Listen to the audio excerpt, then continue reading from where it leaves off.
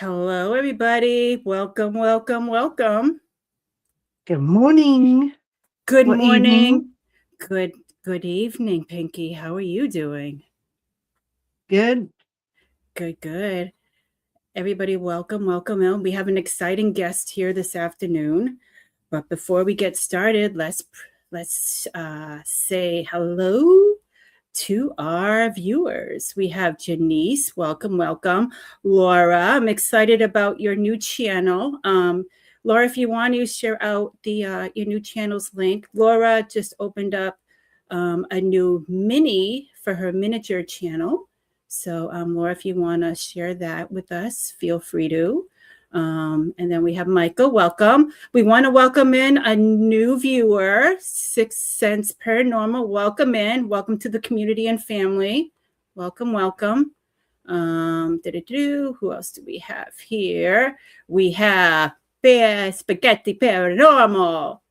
We have Leanne, and Leanne's going to be with us in a minute. She's running a little late.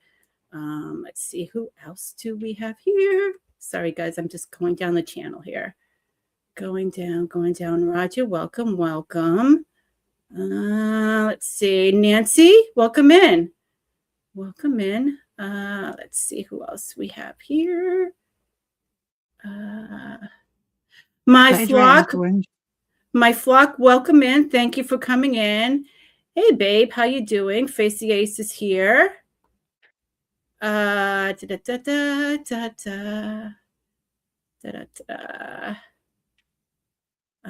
think I have everybody. Oh, Octo, welcome. Thank you for coming in. Good to see you. God, I'm getting there, guys. I'm a little hot right now, so I am going to turn on the camera in a minute, but I had to put the fan on right next to me, so I will put the camera back on. And Sage, welcome. So what have you been up to, Pinky? Anything? You have a new podcast. It's going to be a third one on Sunday, right? Yep, Sunday American time, Monday New Zealand time. Yeah. So how you doing with that? It was okay until on the last one I had so many sound issues, and I think that was it kind of ruined it a bit, but I think I fixed that. Yeah. So next time it will be fine. Because it sounded like I was just like talking like really quietly the whole time, and I was turning it up on the volume up, and it wouldn't go up. It was just constantly stuck low, and I couldn't get it to go loud. And I was like, "Oh my goodness, why is it doing that?"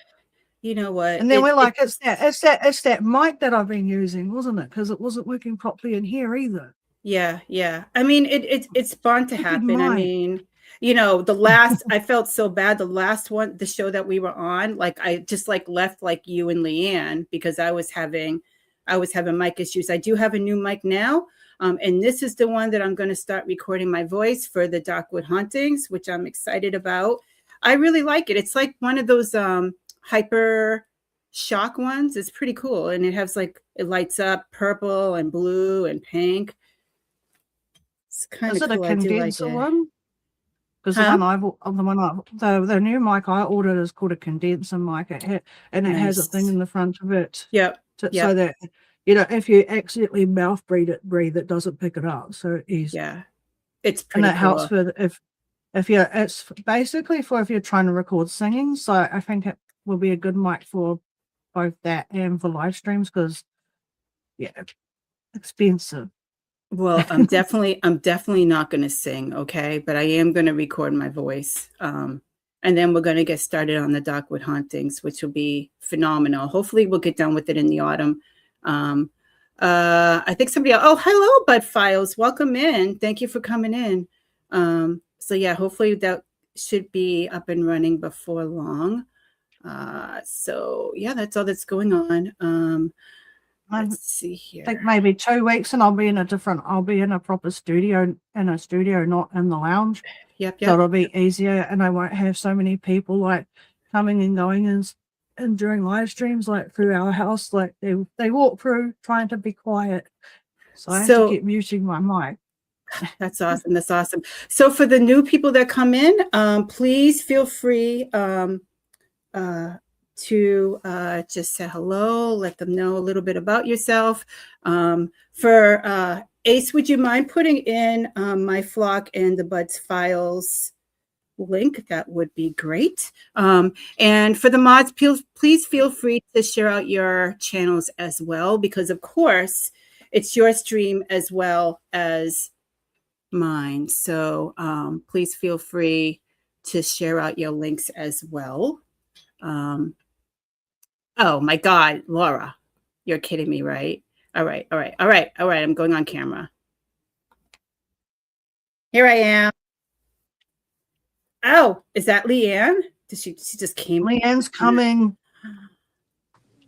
I am here. I am here. Hello, Nick. Welcome in. She is here. She is here. She is here. Yes, stay off her lawn. Can we hear her? Pinky. No drinking on my lawn. Leanne. I'm drinking on your lawn. I'm sorry, Leanne. I have to drink on your lawn. Oh, people. Yeah. People. I'm gonna drink on the lawn. I'm gonna drink this on the lawn. It's not alcohol.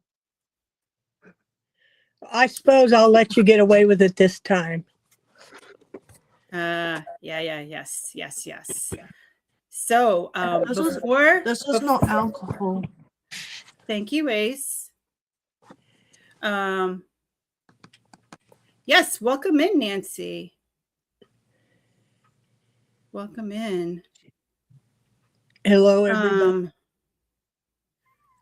Hello. So before we begin, I did promise Ace that I would see. He gave me something special. I don't know if you can see. Can you see it? So I have his hat. He gave me his hat, and I'm actually visiting him next Thursday. So stay tuned. Yeah, so it should be exciting. I'm excited. All right. Are we ready, ladies? Yeah, we're ready. We have a guest. So we have a guest. So I don't know if a lot of you know her, but I actually met her through Ace. And she is she's a wonderful woman. Her name is Jess, and she's from Arcane Adventures. So let's bring her right in. Hello. How's it going? Good. I'm so happy to be here. Oh, thank you. Thank you for coming. Yeah. Thank you. And I see so many of your subscribers too that I recognize from other channels as well. So yes, awesome. You have a good group. Yeah. Thank you. Yeah, it's a wonderful community. I'm excited. Yeah. I'm very excited. And we have a couple new people with us as well, which is great. Mm-hmm. So Jess, why don't you tell us a little bit about yourself and how you actually got into the YouTube field? So I actually started off, I've had paranormal experiences my entire life and kind of fought against it with the religious side of things because, of course, going to a parochial school, I was always told that, not to mess with that kind of stuff. But how can you not mess with things like that when you're actually having experiences? And as I got older, I ended up joining the military, had some strange experiences with that as well. And then ended up with my daughter, ended up a single mom. And I put my studies and research in the paranormal and such on hold to raise my daughter. When she turned 18, I decided it was time for me to get back into the field and ended up getting kind of turned towards the whole cryptid side of things too. And while I've been researching the cryptids, realized how much of a connection the paranormal and the cryptids and extraterrestrials and everything else are actually all connected and joined, and decided I would start a YouTube channel, which was actually, I started it due to another individual that I was working with and kind of pushed me into doing it. And even though I'm not working with that individual anymore, I'm still happy that I'm in YouTube and be able to share my experiences and have other people share their experiences with me. And I've learned a lot. I think I've learned a lot more dealing with people in YouTube and the community than I did just doing the studies on my own. So I'm kind of happy. Yeah. That's amazing. Can you go into a little bit detail about your experiences that you had? So some of the experiences that I had growing up, anything from, well, it depends on which ones you want. I've got lots of stories, but I've had reoccurring. We have a lot of time. I had reoccurring dreams that I'm kind of digging more into. I think might have been something along the lines of maybe abduction cases that I've been dealing with. And because I haven't had those same reoccurring dreams since I moved out of the house. I'm still trying to figure out what it was, if it was an imp or a troll or I don't know what it was that was harassing me in my house growing up. It was a creepy little thing that had a oblong head with pointy ears and a wickedly scary, I don't even want to, it was a smile. He smiled at me, but it was terrifying. It had the straight teeth or the mouth that went from ear to ear and jagged, sharp, nasty teeth. It was with glowing red eyes. It was terrifying. That thing kind of harassed me growing up, but it never harassed anybody else in the house. It was weird. Strange voices and objects moved, and hi, John.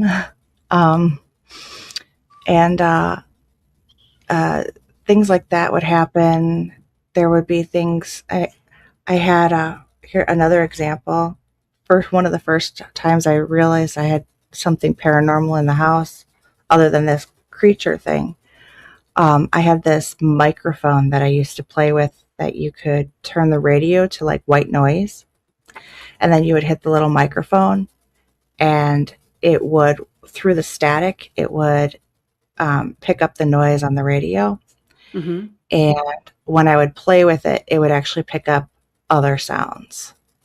And it would pick up other voices and other communication. So I would say something in the microphone and I would actually get responses back. And I don't know what happened to the microphone now. I have no idea even what it was. I think it was like Mr. Microphone or something was what it was called. But my mom always said, oh, it's just the radio frequencies that are doing that. You're just getting feedback from the radio.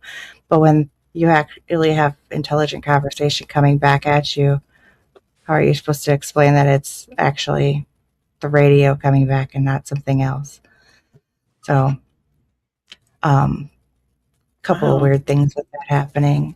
The apartment that I lived in after my daughter was born had weird, strange things that would occur, footsteps and knocking, and she would follow, like, it was almost like she was following the path of somebody walking past her with her eyes that she would see that I wouldn't see. But I could hear things. There would be times where, a few times where the dog would be laying in the bed next to me and I would hear the kitchen door open in the apartment complex, and you could hear the footsteps like coming through the apartment, and the dog would get on the edge of the bed and just growl, and the heckles would pop up, and you could tell he was just guarding and growling, and I knew it wasn't my now ex, but it wasn't her father at the time, because when he would come home, the dog's not supposed to be on the bed, so he would slither off the bed and kind of like get down off the bed like he's been there the whole time and never on the bed. But when you would hear these footsteps and the doors opening, he would growl and go into protective mode. And then you would turn around and hear the footsteps walking back out and the door opening and closing. And then a few hours later, her father would come home and you'd actually hear the key in the door, like he's unlocking the door and opening it and closing. Wow. So whatever it was opening this door and didn't even have to unlock it. There would be things that would knock over and move and stuff. I had the TV turn on. One particular evening when we were watching, I don't normally watch like scary movies, but we were watching The Ring. But in the movie The Ring, the entity comes through the TV and terrorizing. I was so horrified of that movie. I normally don't get scared, but it was like midnight when I saw the movie, and oh my god, that movie was terrifying. Oh, and the way that she moved and Yes. yep. So on that particular night, we were watching it in the bedroom, and we had made an agreement to we'll watch the movie, and then he would go do the dishes, and I would finish the laundry. So the movie got done and shut it off, and um, he went out into the kitchen to go do the dishes, and I started dumped the clothes on the bed to start folding the laundry to put them away, and the TV turns on, and I'm like, he's messing with me, thinking he's totally messing with me. He took the remote and he's messing with me in the kitchen. And I called and he came walking back in. I'm like, what'd you do with the remote? And where's the remote? And he's like, the remote's right here on the stand. Why is the TV on? I'm like, not watching any more scary movies in the bedroom ever again. Nope, Wow. nothing done. Like, and it wasn't even like it was turned back on to the movie or anything like that. It was static, Oh just my like in the God. movie. Yeah. So Ugh. lots of weird things like that in the apartment. So it kind of followed me around, even in the house that I own now. Uh-huh. We moved in. Before we actually moved in, I had some painting and stuff to do in the house. And so after I closed on the house, came over and I was in the basement painting because I actually put up like the fake brick all over the wall.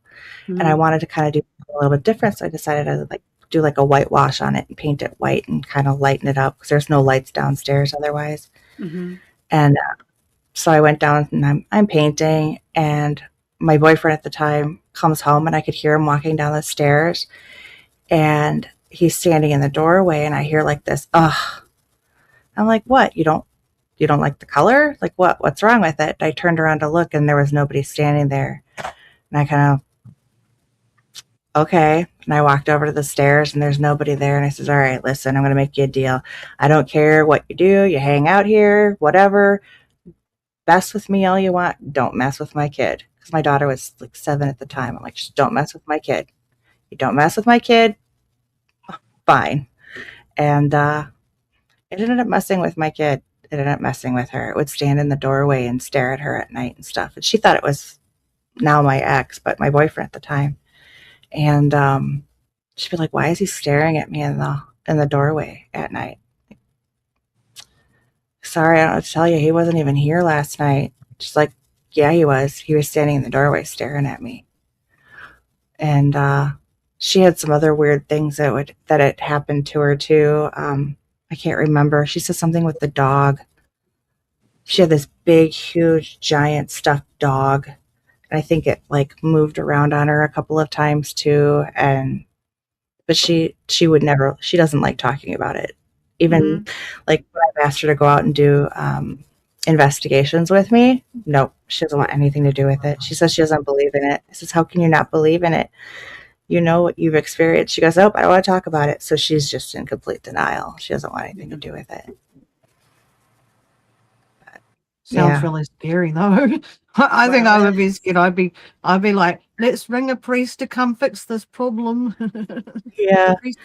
Well, and I think that and I'm still kind of torn on, the whatever was here, but I know, so when I moved into the house, we purchased the house from the couple that had lived here for a long time. The husband had passed away and the wife ended up in like hospice care and in a nursing home. And so the kids wanted to sell the house. And I think it was the husband that might have been still in the house. Because after she passed away, everything stopped. So I don't know, maybe he was waiting for her. And after she passed away, then he left too and went home with her. My assumption, my guess. So do you feel that you are an empath or intuitive? Like, do you feel like you have some type of abilities? There have been several times where I've gone into places and just kind of get different feelings or images or thoughts. And I always try and rationalize it away. But the more and more I study this and the more I've gotten into this over the last few years, I've noticed that I need to start following my intuition and my gut a little bit more, because there are things that I have. Yes. Like, I even definitely, that I mean, the reason why I say that is because I do feel that you are, you do have like an empath or intuitive or even like clairvoyant. You definitely, I mean, it's all the signs and symptoms all the signs and everything that's been coming at you. I would definitely just be more open to it and don't ignore the signs. Definitely. Mm-hmm. Yeah. Definitely. Yeah, I try, and it's funny too. I think my mom might actually do also without even realizing it.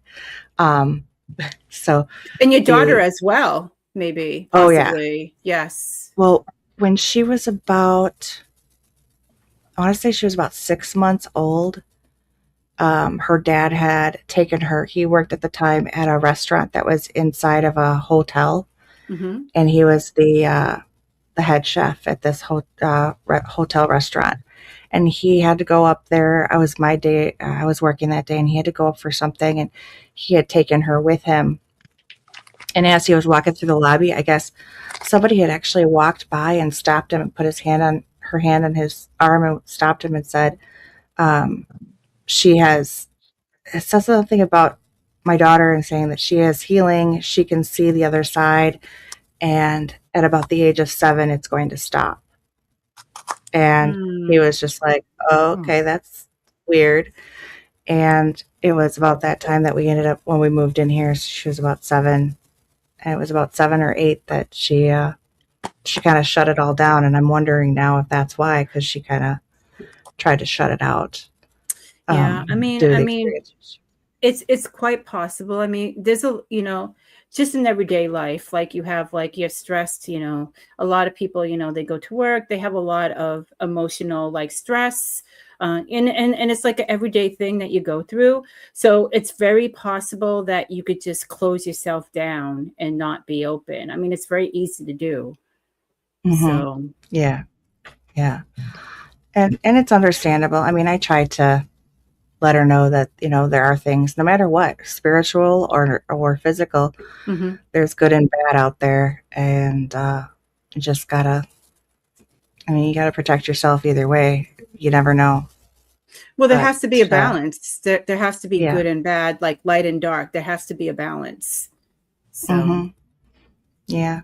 So, to not be scared of everything, which is another reason why I go out and I do my investigations, because there's no point in being scared. I mean, you could walk out your front door to get your mail and something happens. So, it doesn't matter.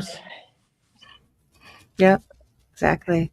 It's like Leanne, like frozen. Can you hear me? Yeah, I can hear you. You're frozen. Yeah, my camera froze, and I didn't want to interrupt things because this is so interesting. And I just okay, I hope you can still hear me. You don't. We could hear you. We could hear you. Awesome. Oh, this is just Jesse's stories are just amazing, and they are. Yes. Yes, they are. Thanks. Well, I could tell you about the little creature thing that. Oh yes. Carry on. Yeah, about the creature. And I still, if anybody has any idea what this creature was, or if anybody else has ever experienced it or seen something like this, I would love to know, because I still have no idea what this thing was. But when I didn't have my cat at the time. I was still young. This was my first interaction with anything in the house. But I had woke up. It was late at night. My parents were already in bed. I could tell that my dad, TV was off. My dad was in bed. So it was really quiet. And where my bedroom was, you could see a little bit of light from the street lights coming outside. It would shine in through my one window. And so it would kind of illuminate, and you get that like dark blue kind of glow in the room. And I had this feeling like something was staring at me, and something was there in the room with me, but I couldn't quite see a whole lot because I had woke up and I'm kind of looking around the room, letting my eyes adjust. And I noticed I had this little table, because I was probably about 7 or 8. I had this little table next to at the end of my bed where I would do like my coloring and my drawing and my painting and stuff, always doing crafty things. Mm-hmm. And then there was a little chair there, and um, there was something sitting on the chair, and I thought, I thought could have been one of my dolls or something. And I'm looking at it and I'm thinking, no, that it had long arms, but it was darker than dark. So even though the room was dark, it was like whatever this creature was, it just absorbed all darkness. There was no light at all to it. And I'm kind of sitting there and I'm staring at it thinking, is that like one of my dolls? Or but it had this long arms, and it's had its hands on the table and long spindly kind of legs, very thin, but it had a big head. And as I'm sitting there staring at it, it kind of slowly turned its head towards me, and it had bright red eyes and the teeth. And it kind of looked, and I could see it smile, and it opened up its teeth to smile from ear, or like just ear to ear. It wasn't like a normal smile. It was like the whole head could become unhinged. It was just this giant mouth, and it had these jagged, sharp teeth that intertwined in between each other. And it just kind of stared at me and had this just horribly ominous kind of smile. And I remember I could feel like going cold and being so scared, and I just bowed my head and pray and started to pray, and I'm just saying, Jesus, make it go away, make it go away. And I opened up my eyes and the thing was gone. And at that point, what do you do as a kid? You scream for your mom. Do you get out of the bed and you run? And I was like, nope, there's no way I'm putting my feet over the edge of the bed. I can't see anything. I don't know where anything went. My luck, it's like underneath the bed waiting for me to run. And so I called for my mom and just screaming, mom, mom, mom, mom, nonstop. And she came in and she's like, what's wrong? I said, there's something in here. And she looked under the bed. She's looking around. The lights are on. And she's like, no, there's nothing here. I'm like, okay. She's like, oh, it must have been just a dream. And I'm like, no, that wasn't a dream. That definitely was not a dream. And she's like, just go back to bed. And I kind of sat there for a little while, and I ended up finally falling back asleep. And another instant, and I'm wondering if it was the same creature, because I didn't actually see this thing again, but I had other weird things that would happen. Things would be moved. The lights in my bedroom always went out. I was always blowing light bulbs in my bedroom, and it was always so cold in my bedroom and in the basement, in the same corner of the house in the basement. That corner of the house was always so cold. Even in the summertime, winter and summertime, it was always cold. And on one of the other nights I woke up, and this particular night, I had already had my cat at the time. I had a little fluffy cat I named Tigger. And she would always everywhere I went, she would always kind of follow me around, and she would lay at the foot of my bed or like right underneath my knees. And one night I woke up and I heard this rumbling, like paper bag next to me on the floor, and I had hardwood floors. And I'm like, oh, she's playing with one of those paper grocery bags. And she was rolling one of her cat balls into it and chasing into it, and then coming back out and pouncing on the bag and kind of making a ruckus. And I was like, oh, it's just a cat. So I kind of like closed my eyes to go back to sleep. And she kept getting louder and louder and more rambunctious. Like she was just, cat crazies, just having a frenzy little time. And I'm like, I can't sleep. She's just being so loud. And I'm like, Tigger, stop it, Tigger. And I could hear her kind of like jump in the bag one more time, like, oh. I'm awake, or she's awake, oh, okay. And she kind of scurries out of the bag and then runs around to the foot of the bed and around back towards, and I had a water bed, so it was solid all the way around except for the headboard area. Ran all the way around and then like skirts across the wooden floor, kind of slides, and I could hear her actually like thunk across the wall and like hit the back of the wall and go underneath the headboard. And I was like, dang, like, okay, good. Now I can go back to sleep. But wow, geez, chill out. And as I go to like kind of readjust and pull the comforter up, kind of throw it back over my shoulder and curl back up for bed, I pull the comforter and there's like a dead weight at the end of the bed.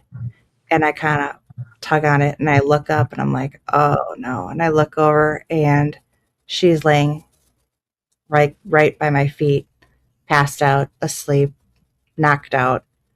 That was not my cat. Wow. And I'm thinking it was whatever this entity was that I had seen before. So that night I did. It's like a living nightmare. That's amazing. It could be so a couple of folklores that I'm aware of. There's a thing called Wendigo, and basically it's like a lore. It has like pale rotting skin, long arms, red eyes, fangs, or it could be like a simple crawler. It can't be it can't be I'm just trying to think of other lores, but those are the two that stick in my head. Yeah. All I know it's neither one of those. The crawler or the Wendigo. Mm-hmm. It's a very small, whatever it was, it was very small. Oh, it was really tiny. Huh. Yeah, it was more like an impish kind of thing. Cause like I said, the thing that I saw, like if you go to my, I actually have a drawing of it that I sketched out on my page. Let me see if I could pull it up. It's a really crude drawing that I have on there. It's pretty, because I didn't spend a whole lot of time on it. But let me pull it up and kind of show you guys what it looked like.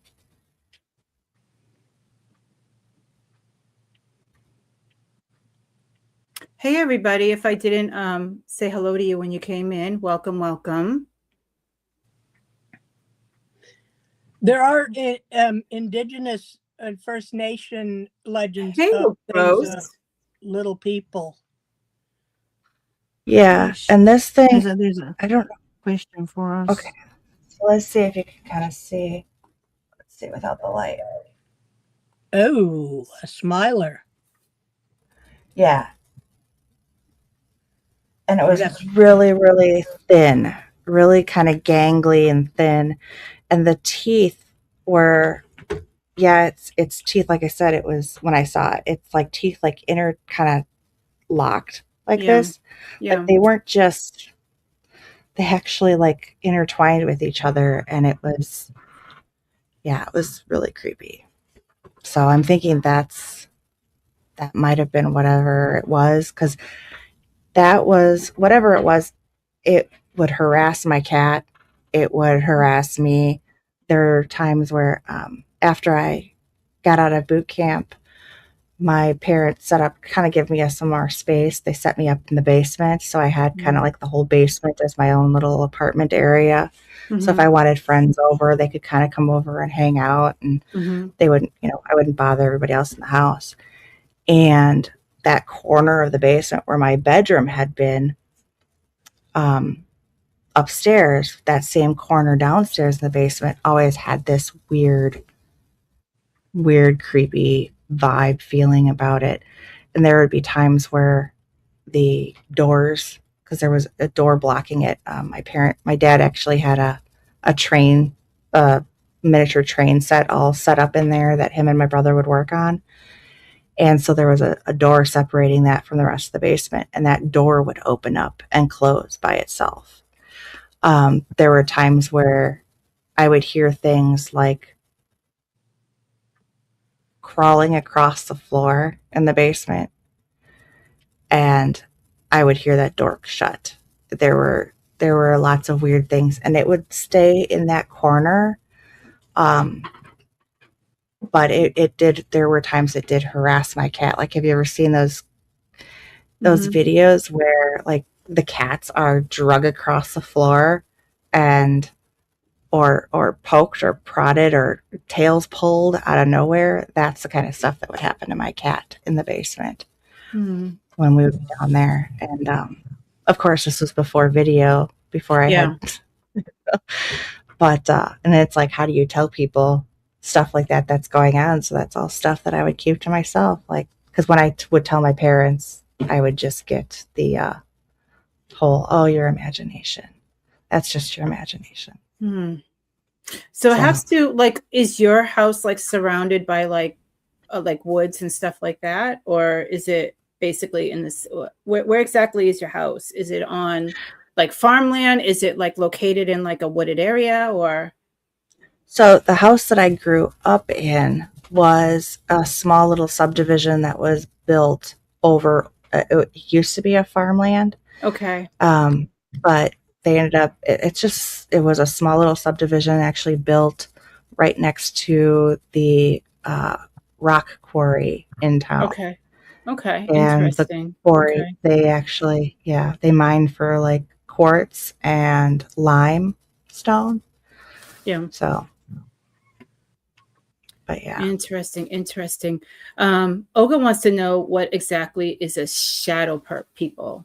What exactly is shadow people? Because she feels she had an experience with one. I know that somebody wants to see the photo again. I know that I've had a few people that have had seen shadow people. I don't think there's anything really good with those beings, those entities. I try and stay away from those things as much as possible. Am I still here? Yes, we could hear you loud and clear. Okay. There's that creature again. Oh, wow. You guys can see it.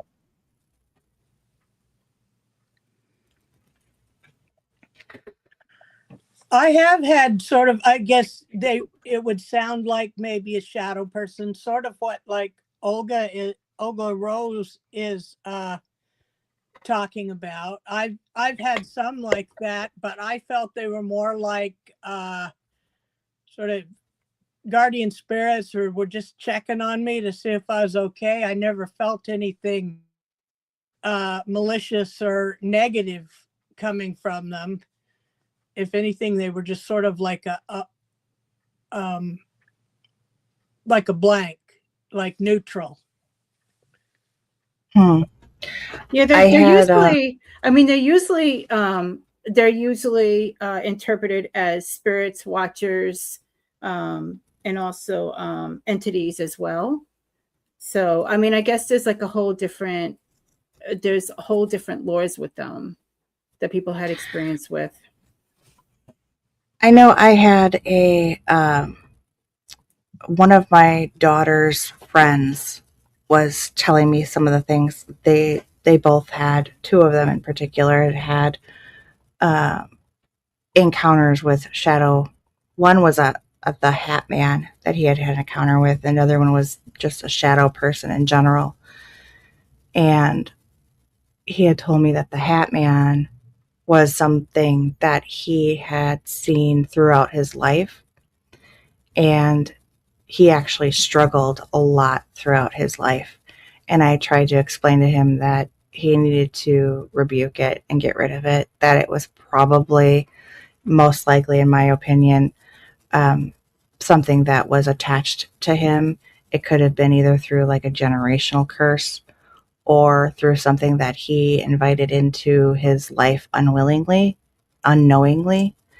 and it was causing him a lot of grief. And he ended up thinking that it was just cool, something cool to have around and something cool to talk about, and so he never did. And he's had nothing but problems.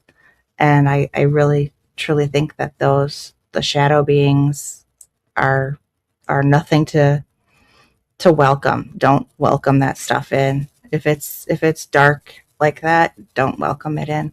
It's keep it away.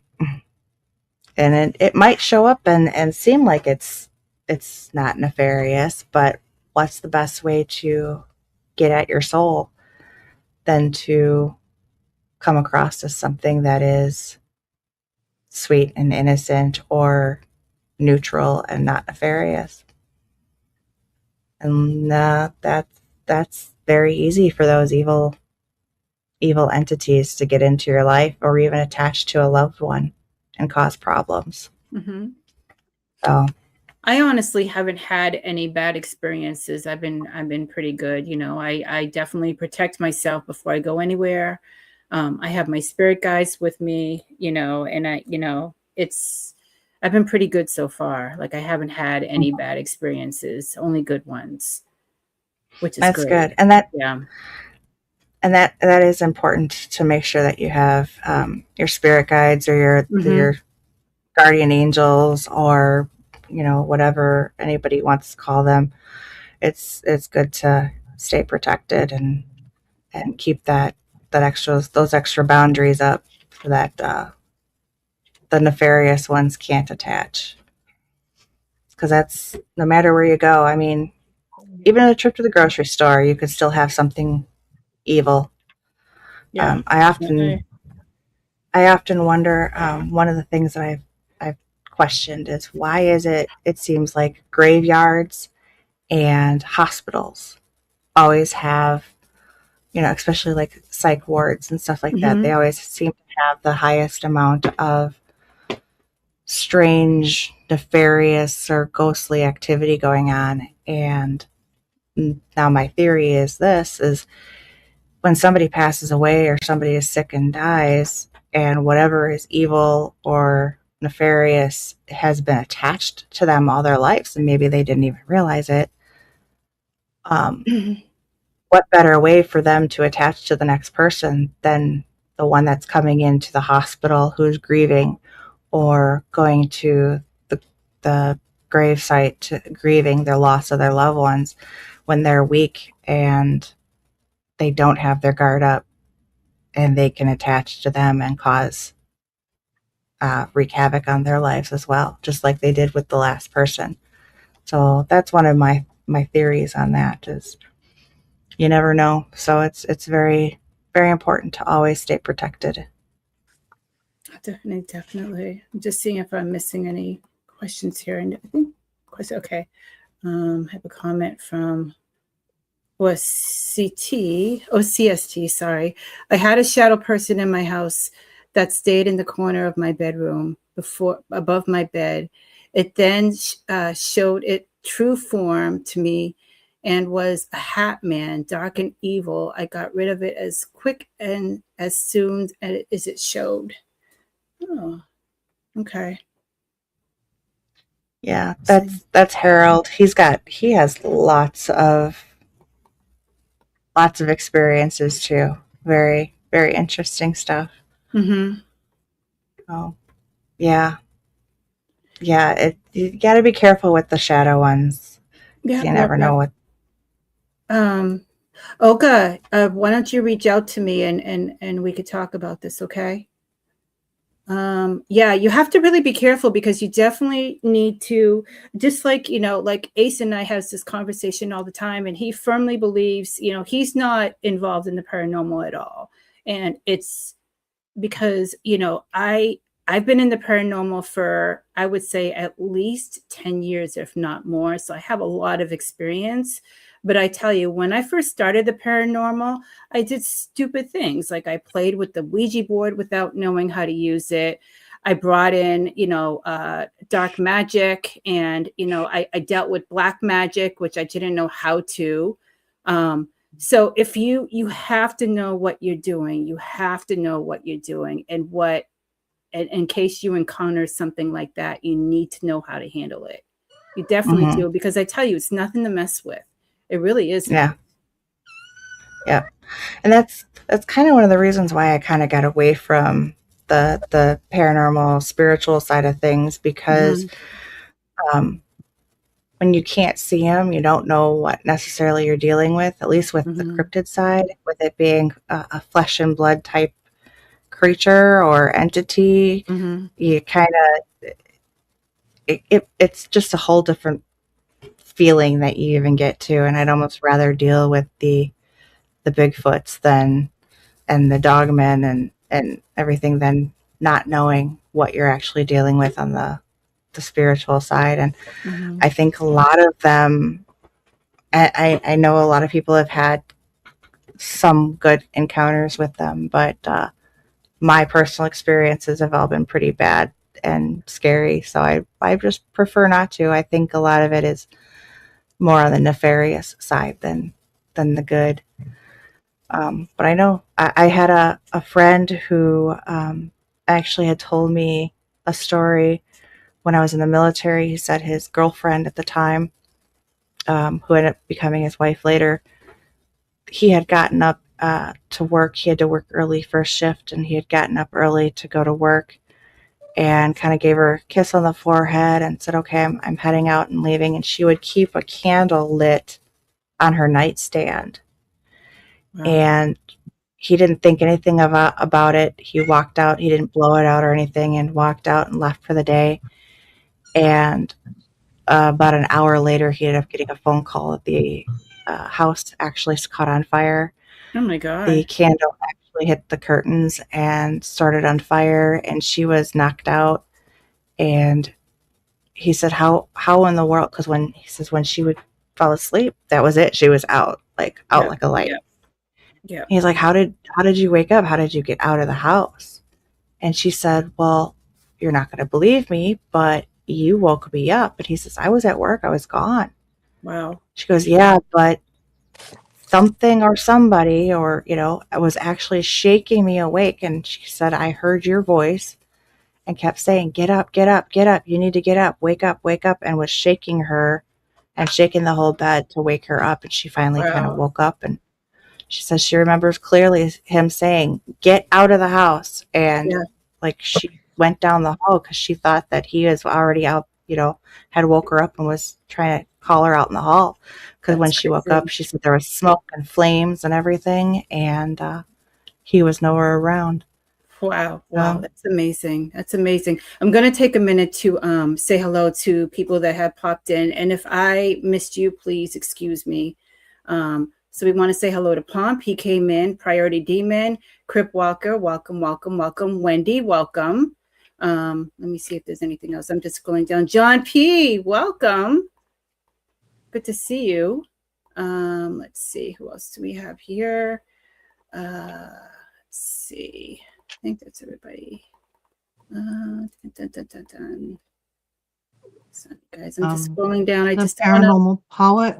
The paranormal poet. Nick is here. Yep. And Lisa from APR. Thank you. Olga's here. Welcome, Olga. Let's see who else is here. Janice, if I didn't say hello to you, welcome. I just don't want to miss anybody. Thank you. We said hello to Sandra Peachy yet. Sandra PC, hello. Hello, Carla. Hello, sis. Good to see you. Of course, the lovely Laura. She's here. What else? Jeez, squeeze. Yeah, it's Leanne. I think it's Leanne's cat that was meowing. Oh, was it Cockatiel? Welcome. Welcome. Good to see you. Thank you for coming in.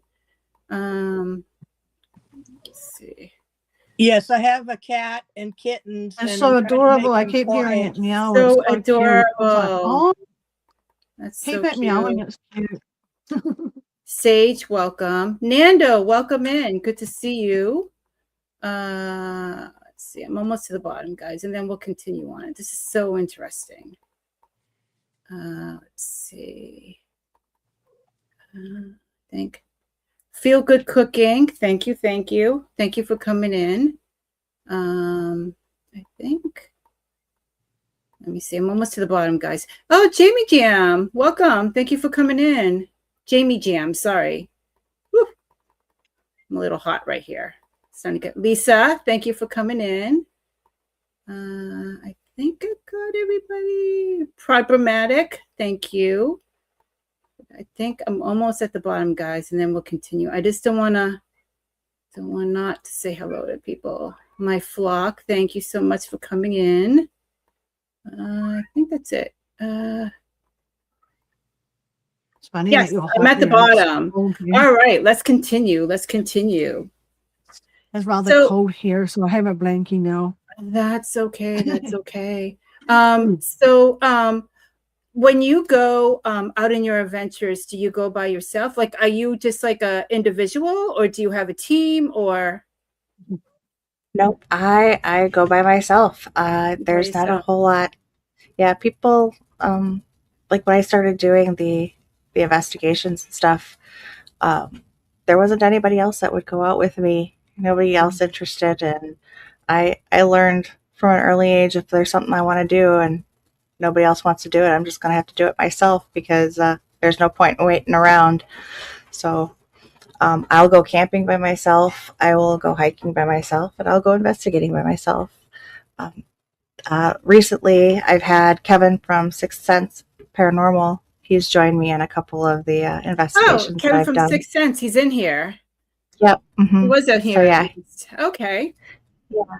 So he went with me on the Bray Road investigation, and then we had done we were trying to do a overnight camp at the Kettle Moraine, one of the spots in Kettle Moraine that had some Bigfoot activity, but it ended up getting so cold that night we ended up leaving. Mhm.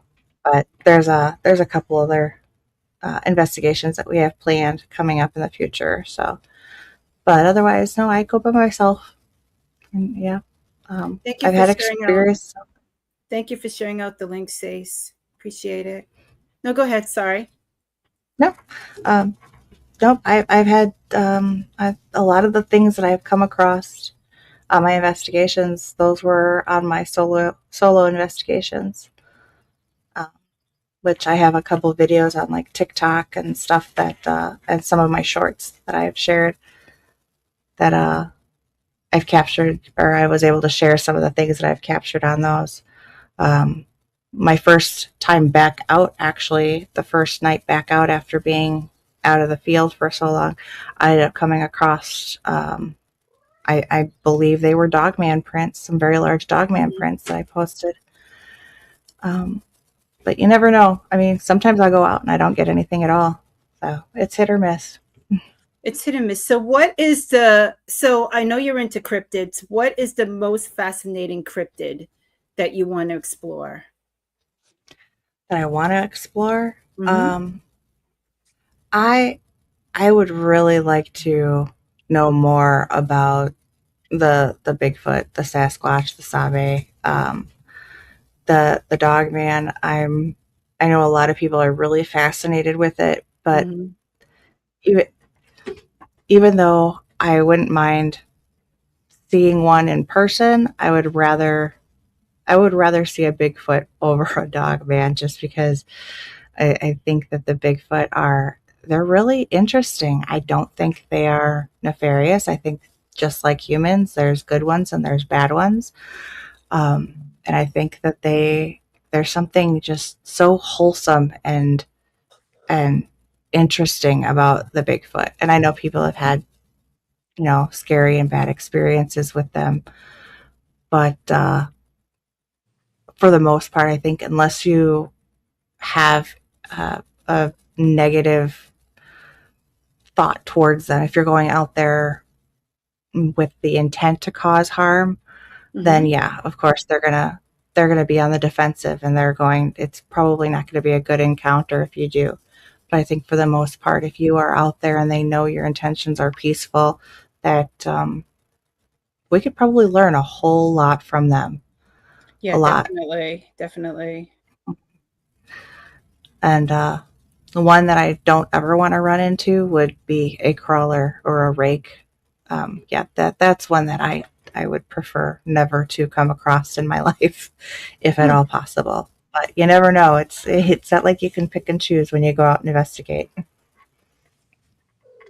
That's awesome. Lisa, I have to double check because I did make you a mod and I see you don't have a wrench. So I will definitely check that after the podcast. Okay. Sorry about that. I just noticed that you don't have a wrench.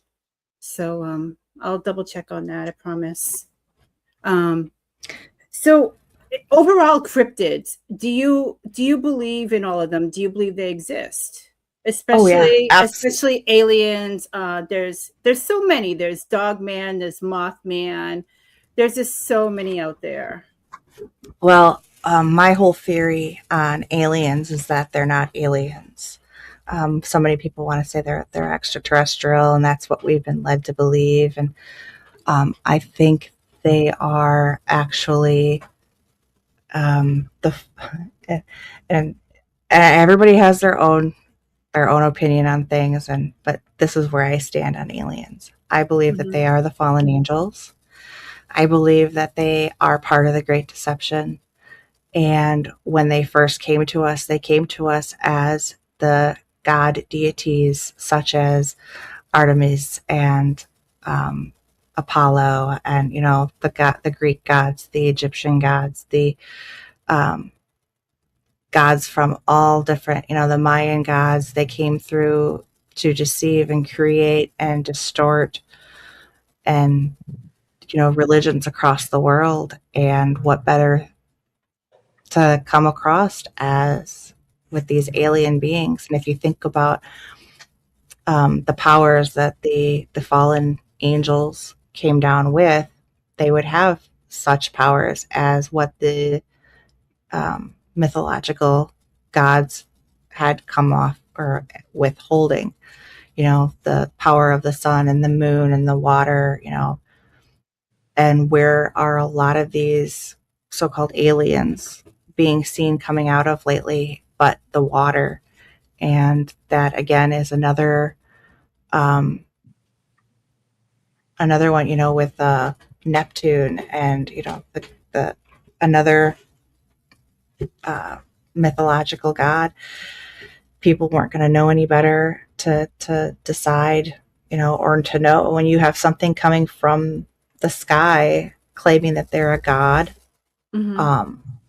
or have, or maybe not even claiming they're a god, to have certain weird powers and abilities, because there have been accounts, people have been seeing these things come from the sky for Mhm.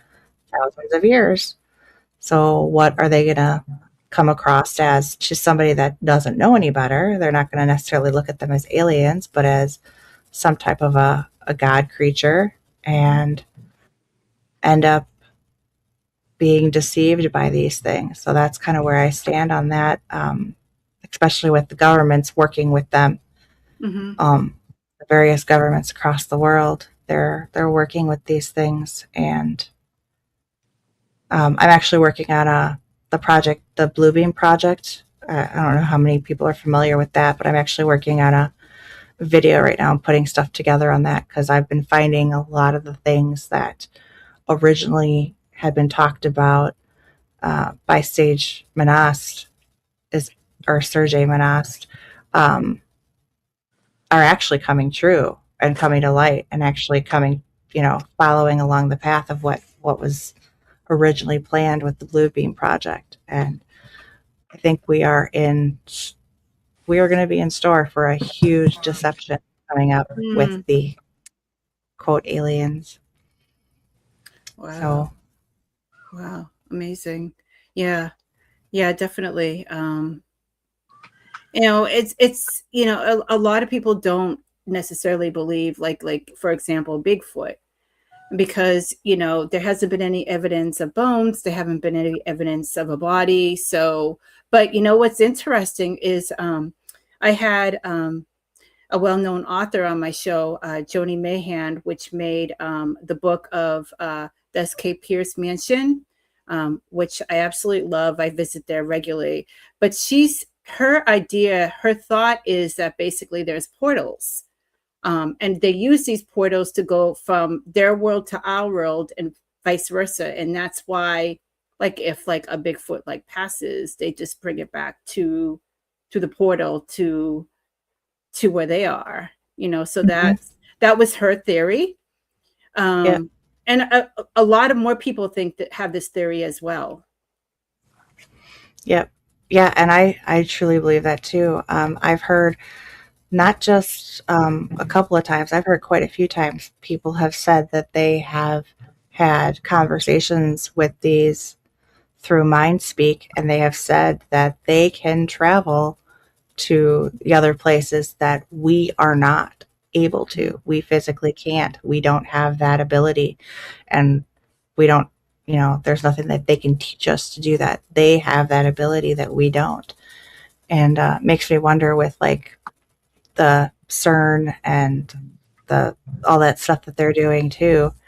Is that what they're trying to do? Is they've talked about they've got they know that there are 7 dimensions or 7 other dimensions, and makes me wonder if that's what they're trying to do is try to get to these other dimensions that the Bigfoots are able to portal back and forth through. Yeah, yeah. Roger actually has a question for you. Apparently, the Patterson Gimlin footage is on the verge of being debunked. What is your thought on that? Actually, I had done me and OCST. Actually, we did a duo video on it. Both of us. I did one, and then he took off the next day and kind of continued that discussion. And it's a bit frustrating. I don't know if my stance on it at this point is if it was faked, it doesn't matter to me because I know that these creatures are out there, these beings are out there with as many people that have had encounters and have had reports and have turned in the reports and have given their experiences. Whether the Patty Gimlin film is fake or not, doesn't change the fact that there is these beings that are out there roaming the world that people are encountering and having experiences with. And it's a shame that when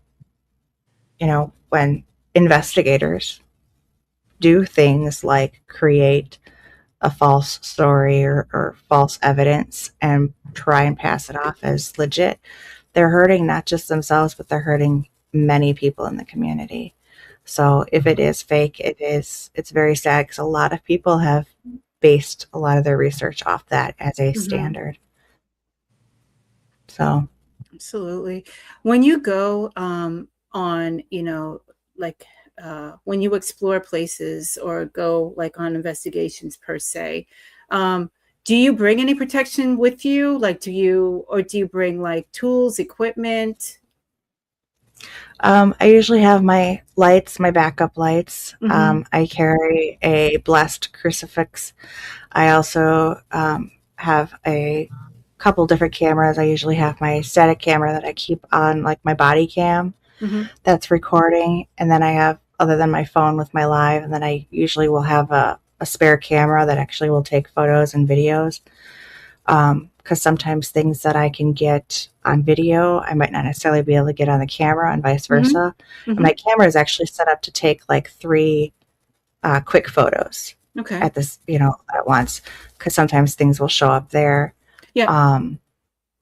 So that I do that. I also usually carry a voice recorder, a separate voice recorder as well. I know many times people have said that they've heard voices in my lives.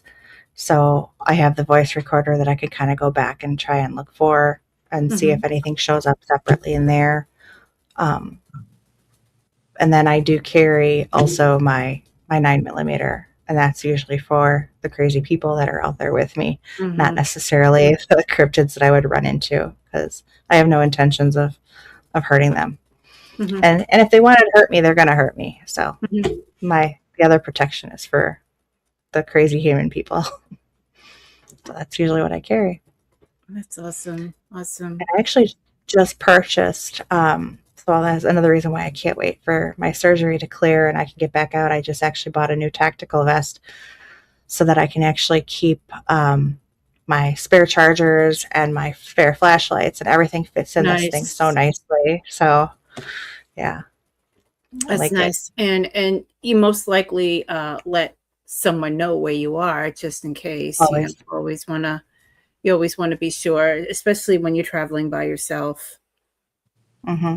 Definitely. Yeah, usually I have one of my good friends, she actually is on 360 with me, so that she Mhm. usually knows when I'm going out. She can track me there. My daughter also, and my mom, who usually pops into my lives. She usually doesn't like to watch my lives when I go Mhm. out, and she'll just check in afterwards because she's like, I don't want to know what's going on. She's like, if I don't hear from you until, or right afterwards, then I know, to look. But otherwise, she's like, I don't know. I don't want to know what's going on out there. So she'll watch the sit down shows that I do, but she usually doesn't do the live streams. That's So when I go amazing. out and investigate. Yeah, But yeah. Where would you like to go if you had a choice, and like if you had a choice around the world, where would you like to go? Around the world? Yes. Yes. Oh my gosh, there's so many places. I mean, there's the catacombs. I would Mm, love to be able to go visit the catacombs.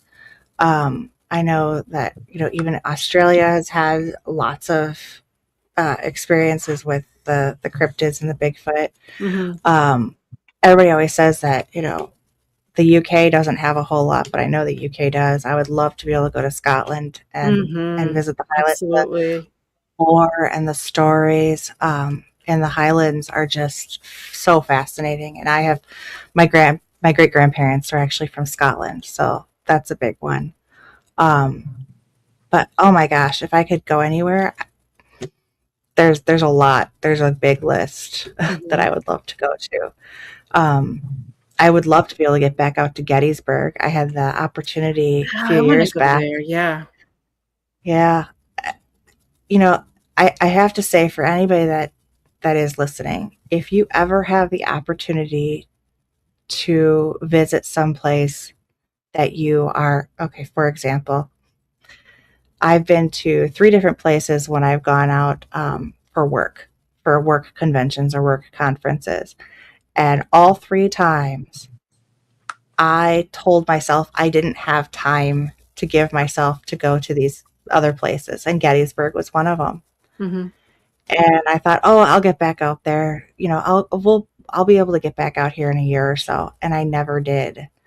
So now it's the fact that I had that opportunity. I was staying in the hotel right in Gettysburg, right in Oh downtown Gettysburg, and man, I didn't go.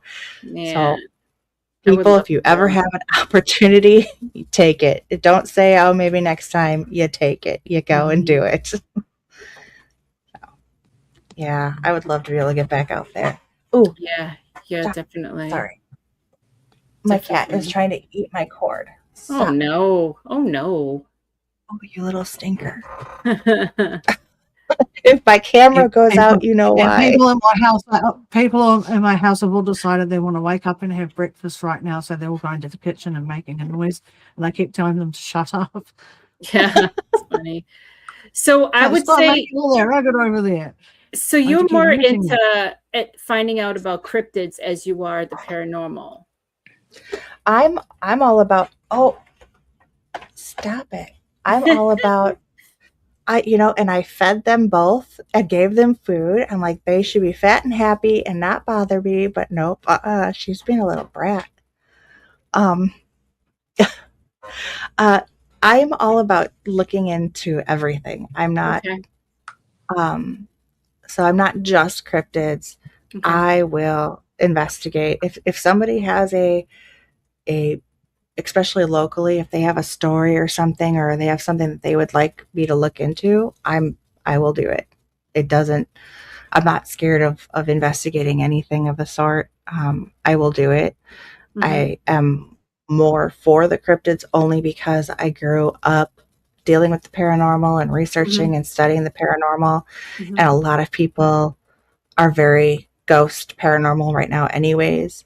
It seems like whenever I'm flipping through YouTube, somebody else has the ghost box and they've got their EMF readers and stuff. And Yep, I yep. think there's a huge connection. So that's why I wouldn't say I wouldn't do one or the other. But I think there's something that needs to be really looked into with that connection as well.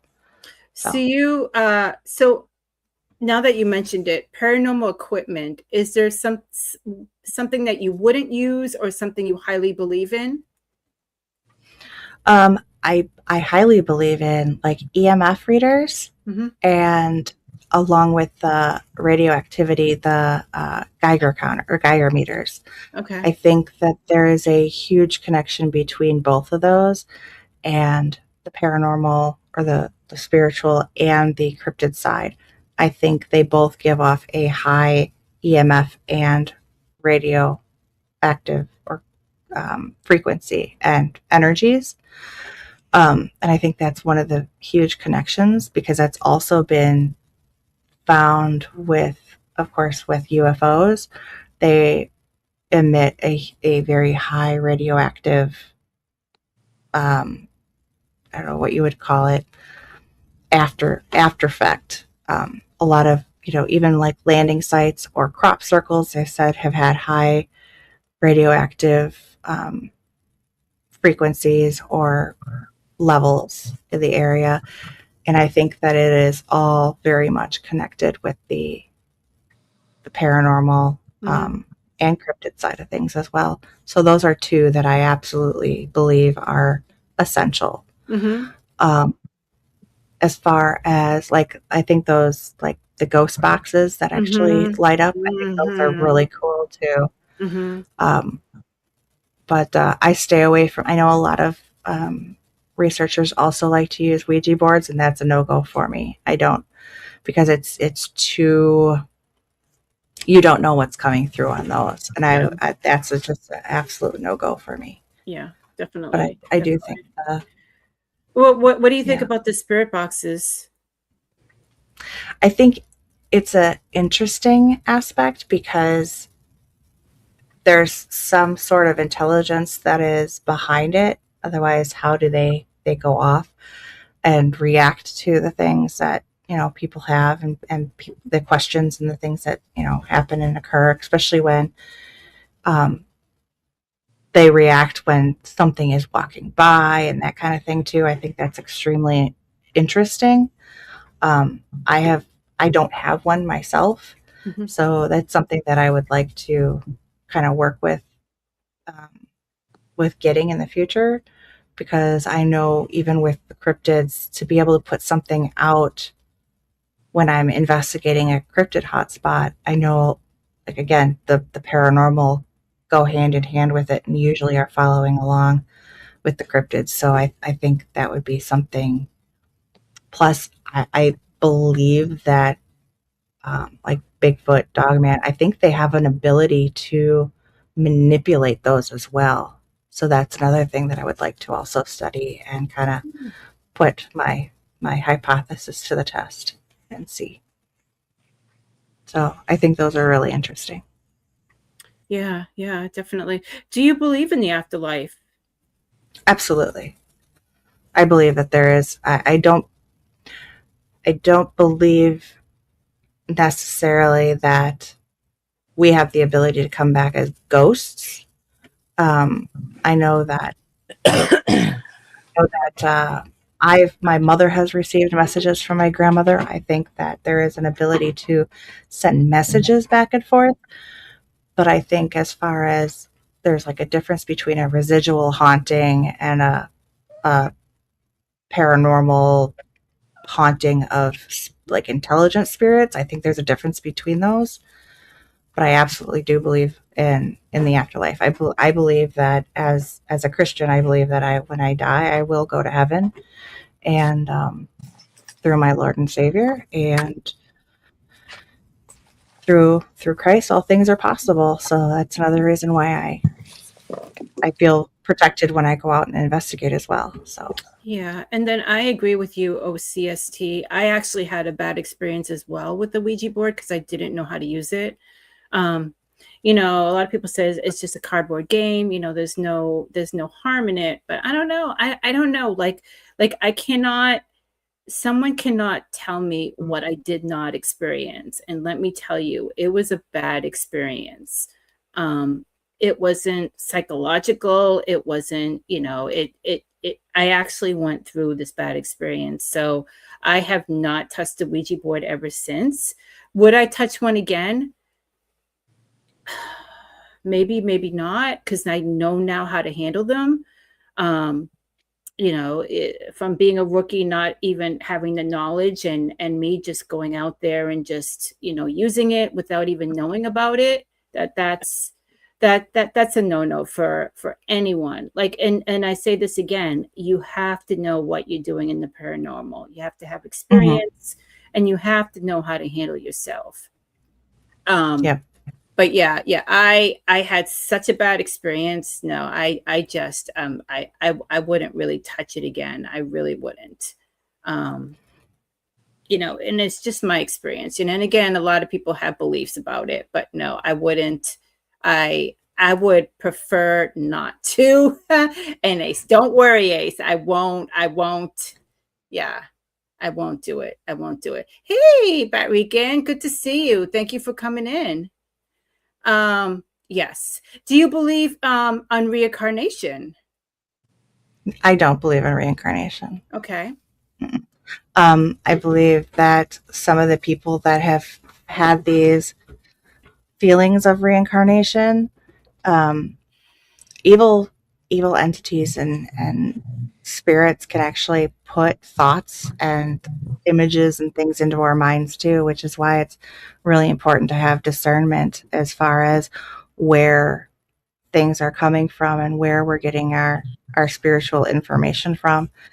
And I think a lot of times when people have such a high belief in reincarnation and believe in reincarnation, they're actually getting, or if they feel like they have been reincarnated as something else or from another life, they're not actually getting information from another life. They're actually getting information based on something evil that is feeding that in, because these evil entities have been on this earth for thousands and thousands of years, longer than us, and they know, and they can put in thoughts in anybody's mind that that they would have the answers to and know to. So I don't believe in reincarnation. I believe that once we die, that is it. We go to one place or the other.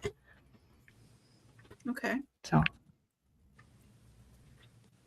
yeah. And I know a lot of people are open to other things, but that's my belief. So, well, I actually had a past regression therapy session, and it's interesting because some people believe in it, some people do not. I was actually going to have Paul Guhud, that actually did the past life therapy regression with me, on my show. But it was interesting because it took me back to the Viking era and, a second life. So it was pretty interesting. And, the thoughts behind it is, some people say that it's basically the part of the brain that is basically like dormant opens up when you go into like a sleep state. When you're going through hypnosis. So, but I mean, I don't know. I'm like, I believe in it, but a lot of people do not believe in it. So it's interesting. I'm actually going to have him as a guest, so everybody could ask questions with him as well. But that's cool.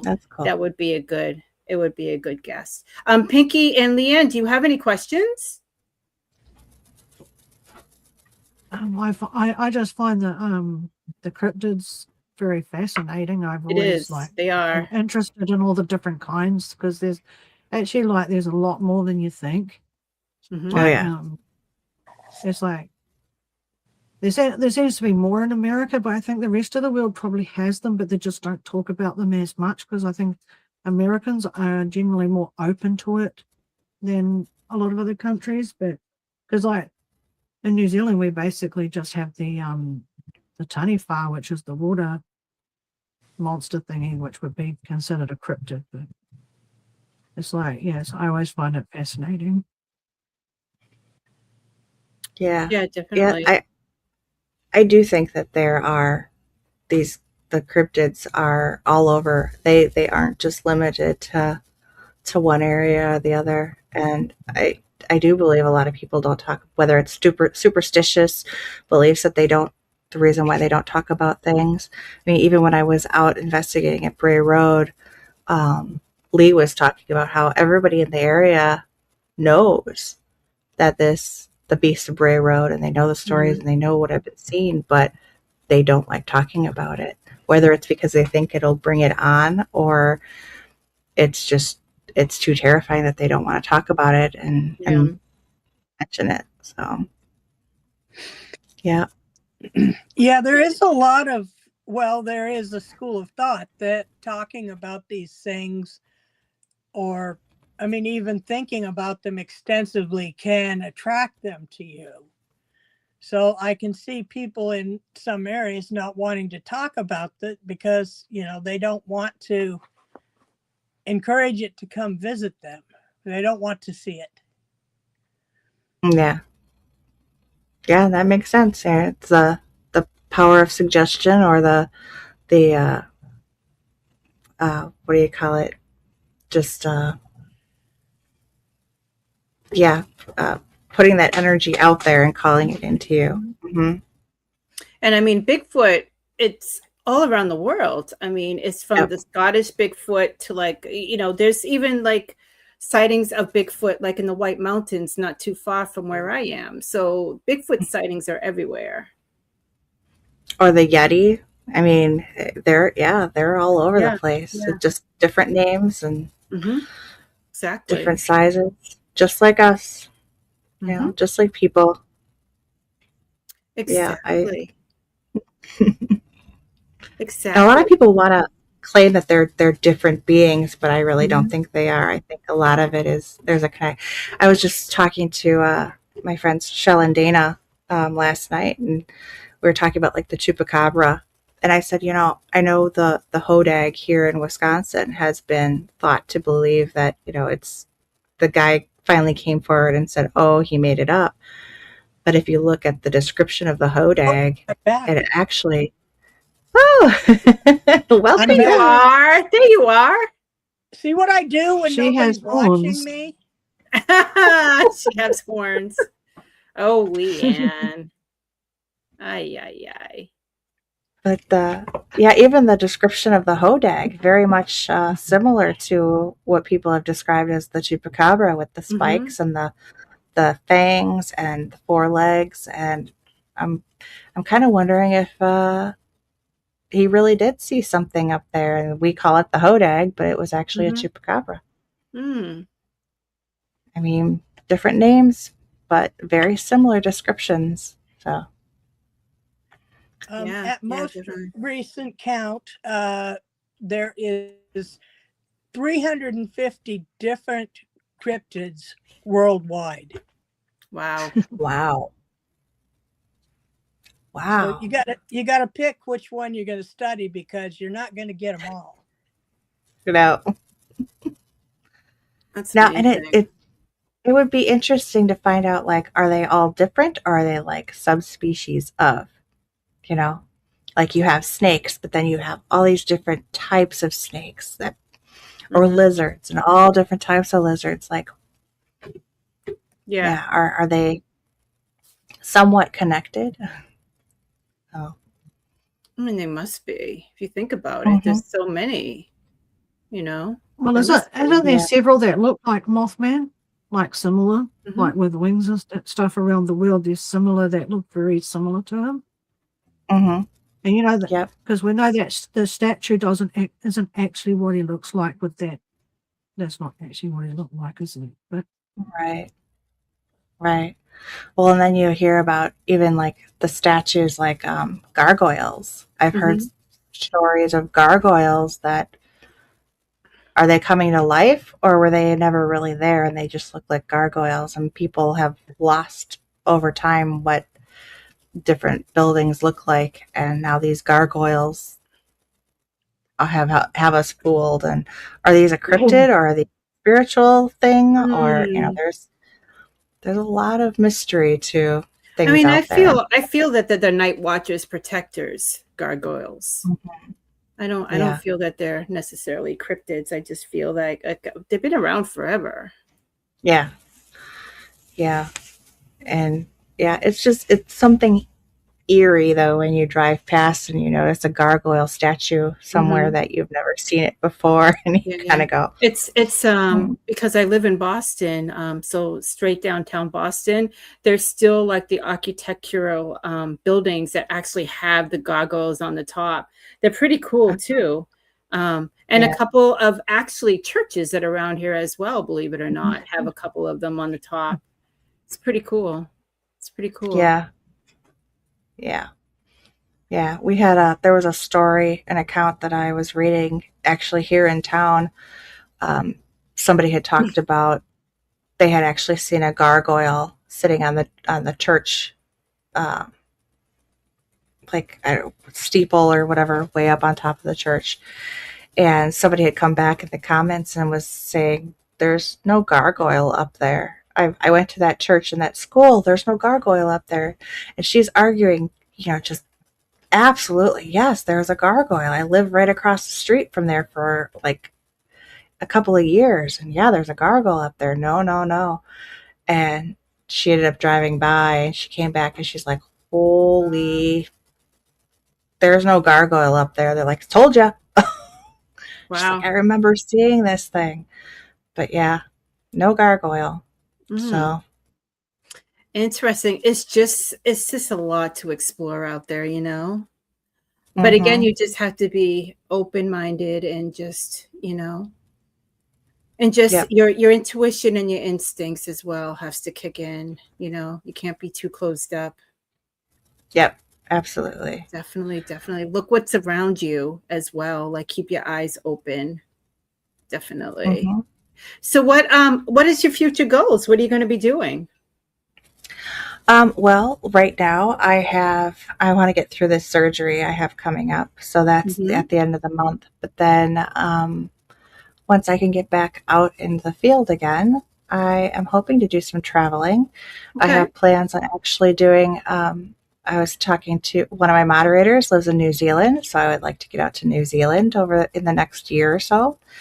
Um, I was hoping next year, but with the surgery, probably not going to be able to do that. But have some plans to travel to the LBL and investigate down there, and investigate in Oklahoma.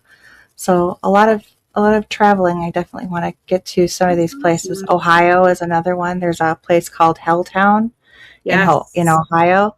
Yep. That's another place I want to get to. So I Oh, really want to wow. travel. That is amazing. It's amazing. And you have a podcast as well? Yep. Arcane Adventures with Mm-hmm. Jesse. So you could find me there on YouTube. Usually I do Tuesdays and Fridays. But right now with the surgery, I'm kind of working on the video for the Bluebeam project. And Mm-hmm. then I also have a TikTok, and you can find me on Facebook as well, Arcane Paranormal World. And I welcome anybody to join that group. Please join, and you can share your links, share your video links, and it's more of a community share place too. So anybody that wants to join and share your channels and your shows and your podcasts and ask questions, it's just a good community and no judgment, and we welcome everybody there.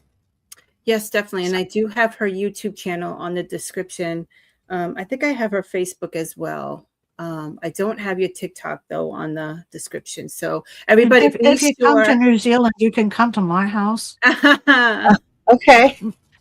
We could go to Hobbiton because Hobbiton's not far from my house. We could go to Oh, Hobbiton. you There you can best go. bet that is definitely one of the places you can't go to New Zealand and not visit Hobbiton. Mm-hmm. It's only 20 minutes drive from my house. Oh wow, Nice. nice. Nice.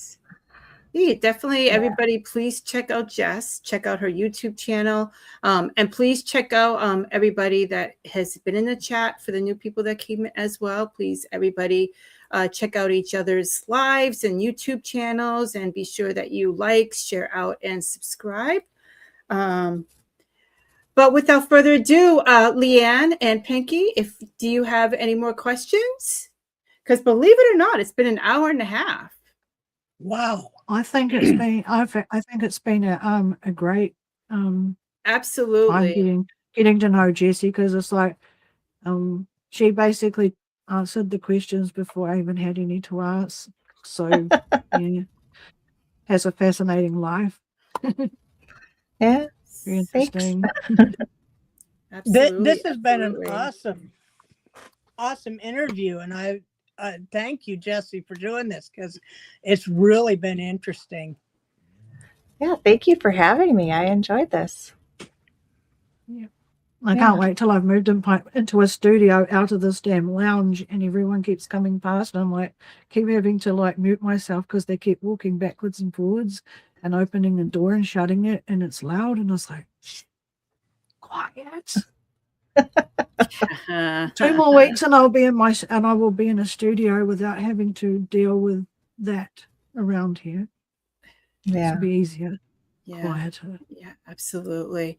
Well, thank you, Jess, for coming on. Thank you to my co-hosts as well, Lee Ann and Pinky. I do have their YouTube channels in the description at all. So just be sure to share the love. And again, everybody that's been in chat, be sure that you check out each other's channels and subscribe, like, and share out to share some love. Jess, again, thank you so much for coming in.